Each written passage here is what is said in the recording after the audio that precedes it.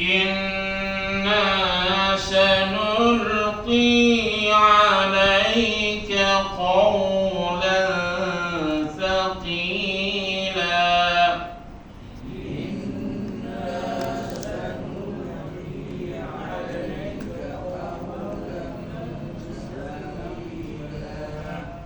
إن ناشئة الليل هي أشد وطئا وأقوم قيلا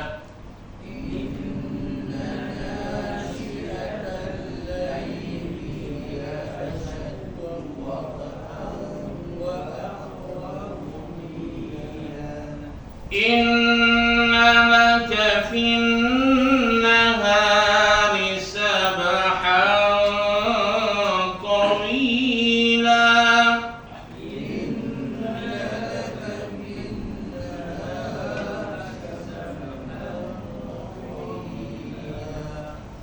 واذكر اسم ربك وتبتل إليه تبتيلا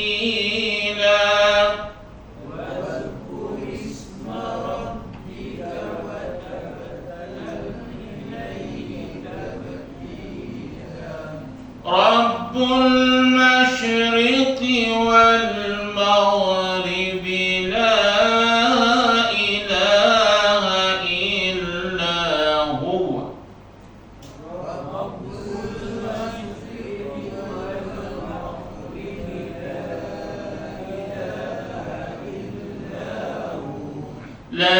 لا إله إلا هو فاتخذه وكيلا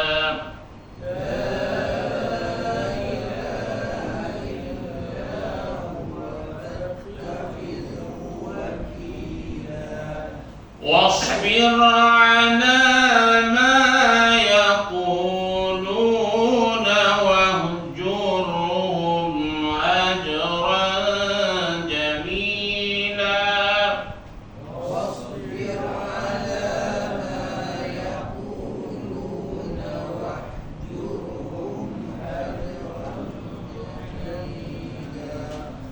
وذرني والمكذبين أولي النعمة ومهلهم قليلا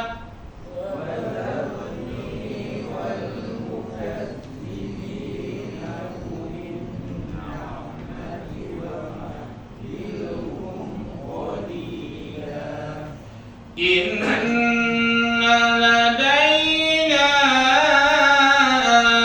أنكالا وجحيما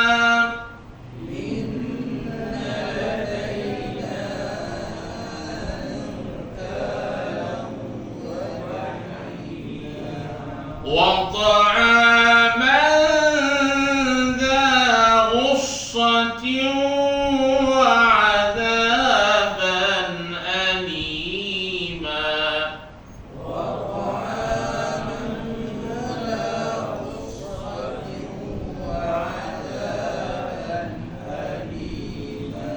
يوم ترجف الأرض والجبال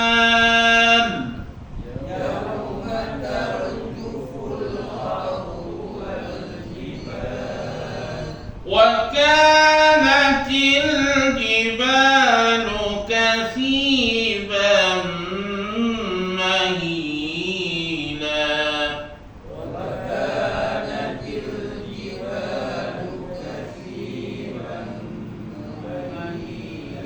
إنا أرسلنا إليكم رسولا شاهدا عليكم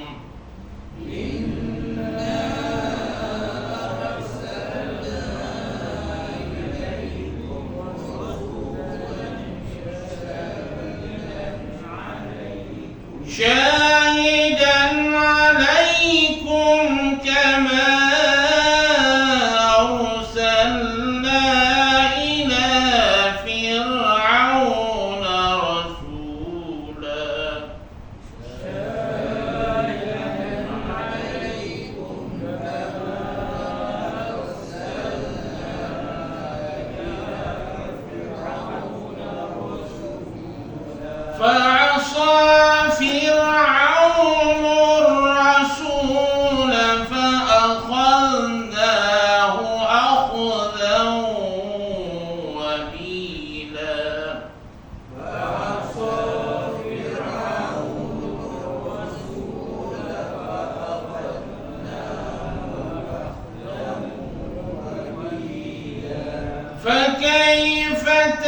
تتقون إن كفرتم يوما يجعل الولدان شيبا فكيف تتقون إن كفرتم يوما يجعل الولدان شيبا السماء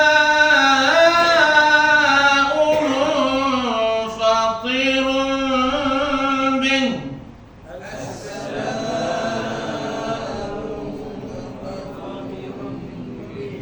كان وعده مفعولا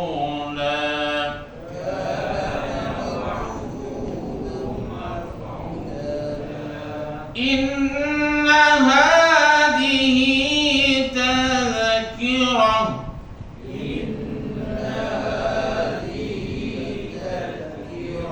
فمن شاء اتخذ إلى ربه سبيلا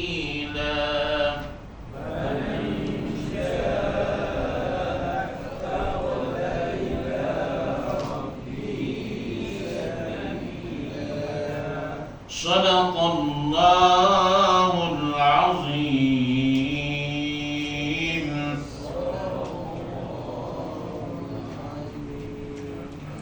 InsyaAllah kita sambung tafsirannya daripada kitab Abdul Kathir. Bismillahirrahmanirrahim. Inna sesungguhnya, sanulqi sin itu makna akan, nulqi kami akan apa? Menurunkan, alaika kepada kamu wahai Muhammad, qawlan, qawlan thaqilan, qawlan thaqilan, qawlan perkataan yang berat, qawlan thaqilan. Nah, di sini dalam tafsir Jalalain dia kata qawlan thaqilan tu ai Qur'anan, yakni kami menurunkan qawlan thaqilan itu dengan maksud kami menurunkan Quran yang berat, dengan maksud Quran yang mempunyai takalif. Dalam Quran itu terkandung pelbagai arahan dan kewajiban, mana berat kepada Nabi dan kepada kita juga untuk melaksanakan tuntutan Al-Quran itu. Inna sesungguhnya, inna nasyi'atal lail sesungguhnya, nasyi'ata bangun, al-lail pada waktu malam. Inna nasyi'ata, nasyi'ata dengan maksud apa? Al-qiyam ba'dal maut. Dia panggil nasyi'ah itu maknanya al-qiyamu ba'dan naum, bangun selepas tidur, bukan tak tidur terus. Nah, kena tidur dan kemudian bangun, itu panggil nasyi'ah. Itu yang dituntut, makna bangun selepas tidur. Al-qiyamu ba'dan naum. Uhiya asyaddu wat'an, adalah lebih memperkuatkan jiwa. Mana bangun selepas kita berdaya bangun selepas tidur itu akan dapat menguatkan jiwa kita. Bangun setelah tidur maknanya bangun itu dengan makna mendidik jiwa kita. Maknanya bangun dengan maksud bangun apa tu? Tujuannya apa bangun? Bangun apa? Muwafaqatus sam'i lil qalbi 'ala tafahumi al-Quran. Bangun itu dengan maksud hiya asyaddu wat'an, bangun menguatkan jiwa, dengan maksud bangun itu dalam ini dia kata dengan maksud mentadaburkan Quran. Untuk kita mendidik hati kita pada malam hari itu dengan kita membaca Quran. Wa aqwamu qilan, dan bacaan Quran pada waktu itu lebih berkesan. Makna bangun solat dan baca Quran dalam solat itu sama ada bangun kita baca Quran ataupun bangun baca solat dan baca Quran dalam solat itu seperti yang dilakukan Nabi dan para sahabat. Bangun dan baca Quran, ataupun bangun solat dan baca Quran ketika solat waktu tahajud itu. Dia tak ada isu lah kalau kita nak baca panjang pun tak apa. Waktu tengah malam bangun, kita buka Quran di depan, kita baca Quran sambil kita solat sunat. Ini satu benda yang sangat baik, kerana ia boleh mendidik hati kita. Maknanya membentuk hati kita. Wa aqwa muqilan, kerana bacaan pada waktu itu sangat baik, sangat afdal. Lebih-lebih lagi pada waktu sebelum fajar, sebelum subuh. Ini ayat yang sangat baik untuk kita amalkan dalam kehidupan seharian kita, iaitulah kita menghidupkan Al-Quran di waktu malam. Tengah malam kita bangun membaca dan meneliti Al-Quran. Ayat yang ke-6 dan ke-5 dan ke-6, setelah menyuruh bangun, yakni dengan meninggalkan tidur. Kena tidur juga, jangan tak tidur, kena bangun selepas tidur. Dan menyuruhkan solat pada waktu malam serta membaca Quran. Maknanya bangun itu dengan makna dua amalan, iaitu solat dan Quran, dengan penuh perhatian, yakni dengan penuh kekhusyukan.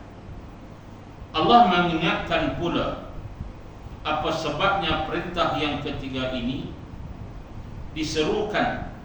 Tidak lain kerana Allah akan menurunkan kepada Rasul, kepada Nabi tersebut, wahyu berupa Al-Quran, yang merupakan yang mengandungi tugas yang sangat berat untuk dilaksanakan olehnya, oleh Nabi dan juga umat yang mengikutinya, yang merupa perintah dan tegahan.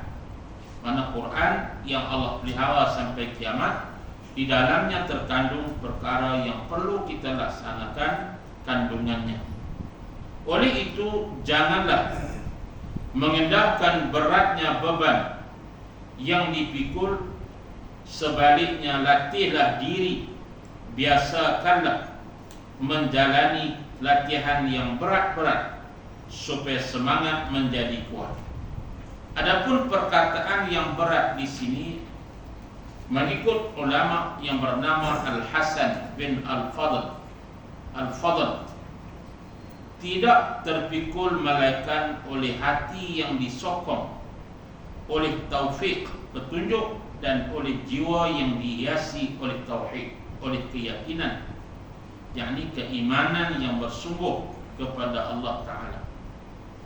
Maknanya orang yang hatinya bersih, imannya kuat, bila mana dia membaca Quran, dia akan dapat melaksanakan tuntutan Al-Quran itu. Atau dimaksudkan juga, yaitu beratnya merasakan apabila wahyu itu turun, sebagaimana tersebut dalam hadis Bukhari dan Muslim, yang maksudnya sesungguhnya wahyu itu apabila ia datang kepada Rasulullah sallallahu alaihi wasallam, kadang-kadang seperti bunyi genta, yakni loceng. Inilah yang paling berat. Bunyi genta itu pun berpisah, sedang Nabi ada mendengarnya. Dan kadang-kadang malaikat Jibril datang menjelma di hadapan baginda, merupa seorang lelaki, lalu bercakap kepada baginda.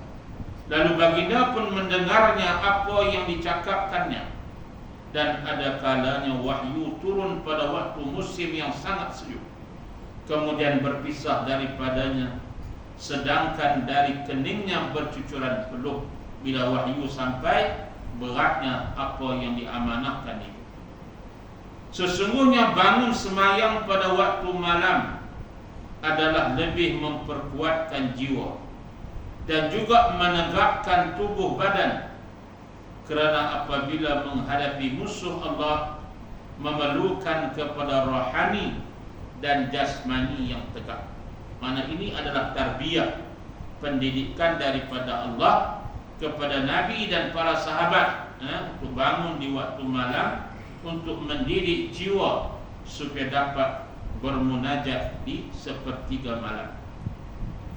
Sesungguhnya bangun semayang tu, ini satu tanggungjawab kita sama-sama, kita cuba hidupkan insya-Allah. Dan bacaan pada waktu malam itu juga lebih berkesan, kerana waktu malam suasananya sunyi sepi. Semua gerakan telah terhenti, menyebabkan jiwa menjadi tenang dan ingatan dapat ditumpukan. Suasana yang demikian dapat menolong memperhatikan rahsia Al-Quran dan pengajarannya. Itulah kita tengok para salafus salih, mereka memperbanyakkan bacaan Al-Quran dan berkhatam dengan Quran itu bukan ratus kali, malah lebih daripada ribuan kali. Seperti mana Sayyidah Nafisah yang dikutip dalam tulisan di makamnya, dia mengkhatamkan Quran sebelum dia meninggal 6,000 kali khatam Quran. Maksudnya dengan 6,000 kali dia khatam Quran, usianya sekitar 60 tahun. Maknanya dia telah membaca Quran dengan luar biasa. Maknanya ini gambaran para salafus salih, intimnya mereka dengan Quran yang sangat luar biasa. Seperti intimnya kita dengan handset kita tu, hari kita baca. Tapi kalau tukar buku Quran, insya-Allah dan handset pun dah Quran. Tapi kalau kita boleh baca seperti mana para salafus salih, lebih-lebih lagi pada waktu malam, kita hidupkannya dengan Al-Quran. Karena ini kekuatan yang luar biasa, yang merupakan formular kepada kekuatan umat Islam semenjak zaman berzaman sampailah kepada kita pada hari ini, insya-Allah. Di sini seolah-olah Allah mengingatkan, engkau ya Muhammad terdedah dengan pelbagai bahaya dan kepayahan dalam melaksanakan dakwah dan menarik orang supaya mahu menerimanya. Betapa engkau dapat melaksanakan tugas yang berat itu seandainya engkau masih berehat-rehat, dengan berselubung dan berselimut di tempat tidur, tidak mampu melucutkan selimutmu, kemudian bangun pada waktu malam, mengerjakan ibadah semayang tahajud, membaca Quran, memahami makna dan mengkajinya dengan sedalam-dalamnya. Jadi bangunlah dari tidurmu, berjaga malam pada sebagian besar waktu malam untuk merayu dan memohon kepada Tuhanmu sebagai persiapan untuk menjalankan tugas dakwah yang berat dan memberikan kegembiraan kepada manusia dengan kedatangan agama yang baru ini. Inilah latihan rohani yang perlu sama-sama kita bentuk. Seperti kata pepatah, islahun nafsak wad'u ghairak. Mana kita perbaiki diri kita dengan kita berjaya mendidik jiwa dan nafsu kita. Mana kita dulu memperbaiki diri kita dulu, maka setelah kita berjaya memproses jiwa kita menjadi jiwa yang bersih, maka insya-Allah kita mampu mengubah dan membentuk orang lain juga. Dalam tarbiyah ini dia panggil tarbiyah rohaniyah. Tarbiyah rohaniyah, pendidikan jiwa kerohanian kita tu. Maka di antara tarbiyah yang sangat penting adalah kita berjaya mengawal nafsu kita. Mengawal nafsu kita, kontrol nafsu kita. Dan yang paling penting kita dapat menundukkan nafsu, lebih-lebih lagi di waktu lena. Semua orang marah kalau kita kacau dia lena. Tak ada orang suka, dia lena, kita kacau mesti dia marah. Tapi bila dia berjaya menundukkan lena dia tu, bangun. Untuk bangun apa? Solat. Maka insya-Allah dia berjaya membentuk jiwa dia, nafsu dia untuk taat kepada perintah Allah. Ini bukan mudah. Kalau boleh kita jadikan sebagai rutin harian kita, insya-Allah. Kemudian Allah menyebut lagi, innalaka fin nahari sabhan tawila. Sesungguhnya engkau pada waktu siang, innalaka, bagi kamu wahai Muhammad, di waktu siang itu mempunyai urusan yang banyak. Sabhan tawilan, mempunyai urusan yang banyak. tasarrufan fi ishghalik la tafarruq fihi li tilawatil Quran. Seolah Allah nak menggambarkan kesibukan kamu di waktu siang. Nah, tasarrufan fi ishghalik, kamu banyak masa dengan urusan kamu, dalam keadaan kamu tidak sempat untuk meneliti Al-Quran. Mana kamu sibuk, kamu penuh dengan program yang kita lakukan di siang hari. Maka bila masanya kamu nak mendekatkan diri pada Tuhan kamu, wadhkur isma rabbik, dan sebutlah nama Tuhanmu, kata Allah, dan beribadah kepadanya dengan penuh ketekunan. Nah, Allah sebut supaya kita sama-sama jangan lupa Tuhan. Walaupun kita di siang hari buat kerja macam-macam, qul bismillahirrahmanirrahim, katalah olehmu akan bismillah. Dalam tafsir dia kata wadhkur rabbaka wadhkur isma rabbik, wadhkur, dan sebutlah nama Tuhan tu. Maknanya apa? Sentiasalah kamu melazimi ungkapan bismillah, sebut nama Tuhan. Bismillah, makna jangan lupa sebut bismillah. Dan dalam hadis yang Nabi sebut, kullu amalin dzibalin la yubda'u bi bismillah. Maka Tuhan perintahkan kita supaya sebut namanya. Wadhkur isma rabbik, dan sebutlah nama Tuhanmu. Makna kita kata bila mana kita nak buat apa-apa, kita mulakan dengan bismillah. Nah, nak start motor, bismillah. Nah, nak pakai selipar, bismillah. Tambah minum, makan lagi lah, bismillah lah. Seperti yang disebut oleh Syekh Sya'rawi Al-Mutawalli Sya'rawi, dia sebut menjadi amalan para salafus salih. Nah, bila nak minum tu dia kata dia bagikan kepada 3 kali degok. Mana satu cawan tu dia 3 kali degok. Bila nak degok kali pertama, bismillahirrahmanirrahim. Bila dah minum, alhamdulillah. Degok kali kedua, bismillah pula, alhamdulillah. Yang ketiga, bismillah, alhamdulillah. Bukan sebutan tu sekali bismillah lah. Ni kita sebutan pakai bismillah kali dia. Tak, dia kata kita bagikan kepada 3 kali. Kali kita hirup tu, sekali hirup bismillah, lepas tu alhamdulillah. Kali kedua bismillah, lepas tu alhamdulillah. Kali ketiga bismillah, alhamdulillah. Maka dia kata selama mana air yang masih berada di badan kita dengan ungkapan tadi itu, insya-Allah dapat menundukkan nafsu kita daripada melakukan keinginan maksiat kepada Allah. Itu amalan para salafus salih. Cara mudah, cara nak didik hati kita dan jiwa kita. Mudah-mudahan dengan berkat bismillah yang kita baca pada air yang kita minum, tiap kali minum tu, mudah-mudahan selama mana air itu ada, dia akan dapat menjaga dan mengawal kita, kata beliau. Maknanya amalan itu boleh kita buat. Samalah. Apapun lain pada perkara yang boleh menyebabkan takdir kelarang kita baca bismillah, kita baca bismillah di mana-mana pun. Supaya kita sentiasa ingat dan terikat dengan nama Allah berdasarkan arahan ayat ini. Wadhkur isma rabbik. Sebab bila kamu berurusan dengan urusan dunia yang macam-macam tu, jangan lupa pada Tuhan. Wadhkur isma rabbik wa tabattal ilaihi tabtila, dan beribadahlah kepada Tuhannya dengan penuh ketekunan, yakni dengan penuh kekhusyukan. Rabbul masyriqi wal maghribi la ilaha illa huwa fattakhidhu wakila. Rabb, Tuhan mana yang kita sebut nama Tuhan tu, Tuhan mana? Tuhan mana? Huwa Rabbul masyriq, Tuhan yang memiliki dan menguasai al-masyriq, timur dan barat.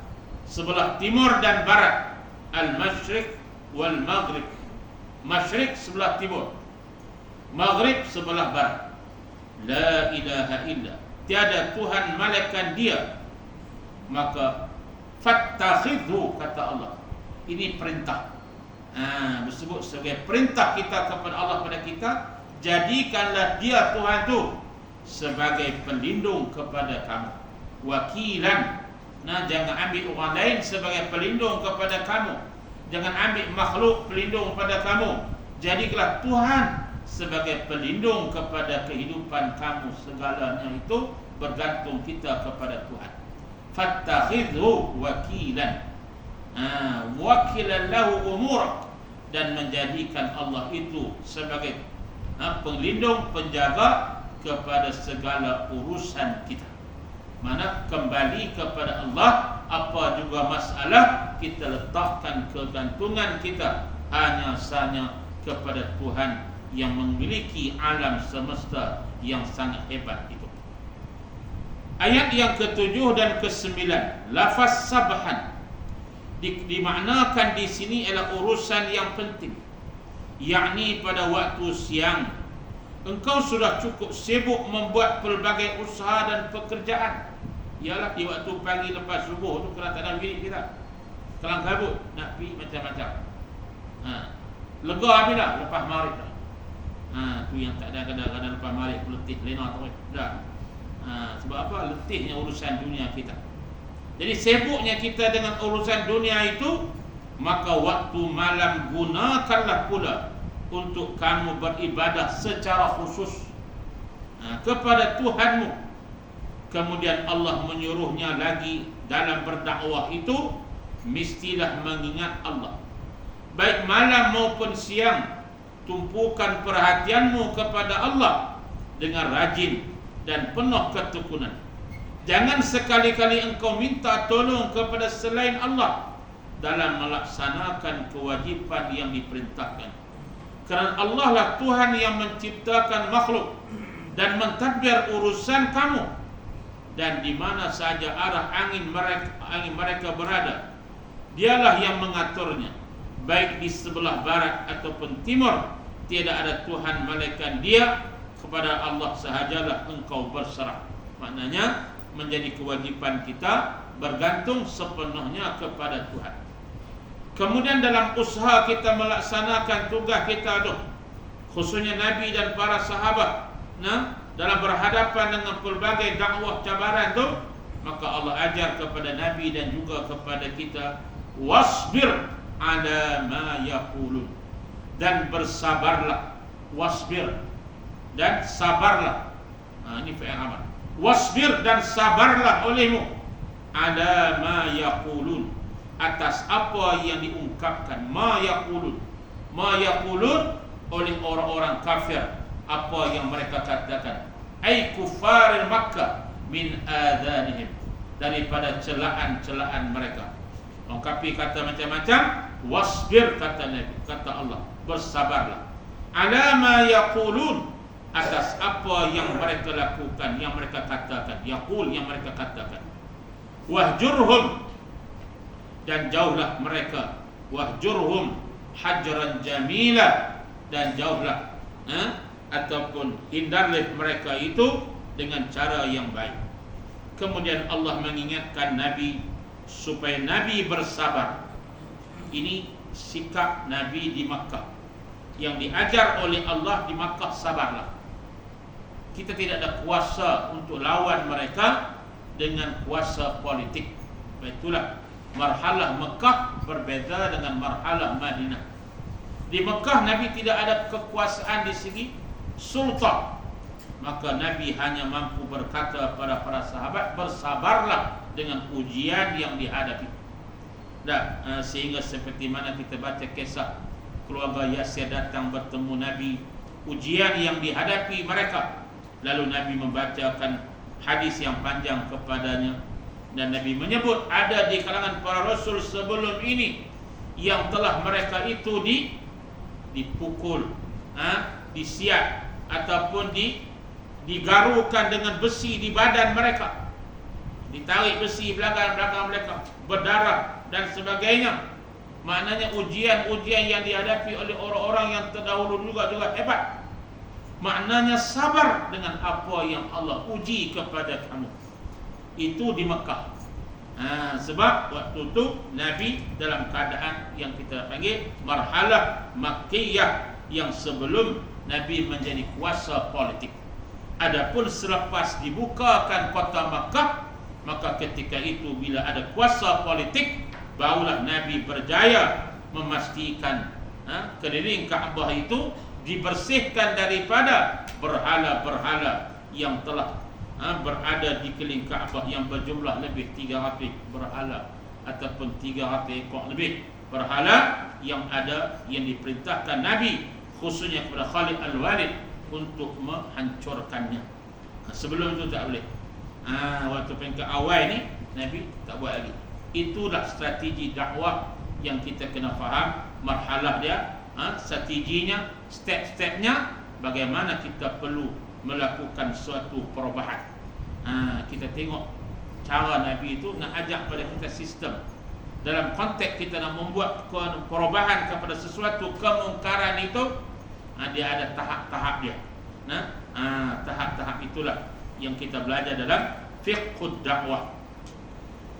Maka apabila Allah mengingatkan Nabi supaya bersabar dengan tindakan orang-orang kafir yang bodoh, jahil, mendustakannya dan memperolok-oloknya dengan engkau ahli sihir, kata mereka, ataupun engkau seorang penyair, ataupun engkau orang gila, kata macam-macam kat Nabi. Ini tahap Nabi berhadapan dengan celaan orang-orang yang mencela mereka. Sesungguhnya Allah sahajalah yang akan menolong mengalahkan mereka.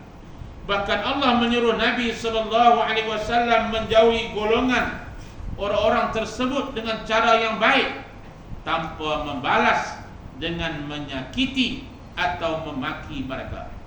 Perintah ini hanyalah berlaku pada zaman permulaan Islam sebelum turunnya ayat untuk memerangi orang kafir, seperti mana firman Allah, wa idza ra'aital ladzina yakhuduna fi ayatina fa'rid anhum hatta yakhudu fi haditsin ghairih. Apabila engkau lihat ya Muhammad akan orang-orang yang bercakap mengejek ayat-ayat kami, maka berpalinglah, yakni tinggallah mereka sehingga mereka bercakap memperkatakan yang lain pula. Maknanya ada masa dia. Masa bila Allah Ta'ala tentukan. Maknanya bila zaman sudah ada kekuatan, maka sampai pada waktu itu kita kena melaksanakan apa yang diperintahkan oleh Allah, mengubah kemungkaran tersebut. Maka sebab itu kita baca dalam kitab Fiqhul Harakah ataupun Fiqhus Sirah, Syekh Munir Ghadban yang masyhur menyebut berbagai strategi dakwah yang dilakukan Nabi. Dia dipanggil ada marhalah sirri, secara rahsia. Secara rahsia di peringkat awal, kemudian secara terang-terangan setelah Islamnya Sayyidina Umar, Hamzah dan sebagainya. Maka tahap-tahap tu dia panggil strategi dakwah dalam menyampaikan risalah ini. Kemudian pula bila sampai masanya Nabi SAW diperintahkan berperang, maka baginda pula memerangi mereka dengan peperangan. Bila sampai di peringkat Madinah, Islam diancam, berlakulah peperangan bila mana mereka masih lagi melawan Islam. Berlaku perang ketika Nabi berada di Madinah. Hikmah yang demikian itu ialah kerana pada zaman permulaan Islam, orang Islam mukmin itu sedikit, lagi pula tertindas. Maka wajarlah kaum muslimin pada waktu itu, kalaulah mereka diperintahkan supaya bersabar dan berjihad, pada waktu malam sahaja berbuat ibadah pada Allah, sehinggalah apabila mereka cukup bersedia dengan latihan kerohanian untuk menentang musuh Allah sampai bilangan mereka itu ramai, barulah mereka bersemuka memerangi musuh-musuh yang durjana. Tetapi kalau belum sampai ke peringkat yang disebutkan itu, maka sayugialah kaum mukmin itu bersabar berhadapan dengan cabaran, memadailah dengan berdakwah sahaja menggunakan lisan mereka. Maknanya masa itu masih belum sesuai untuk mereka melakukan secara penentangan, peperangan secara terbuka. Ini semua merupakan pelajaran yang penting untuk kita semua dalam konteks semasa masyarakat kita, sama ada kita di Malaysia ataupun di bumi Thailand.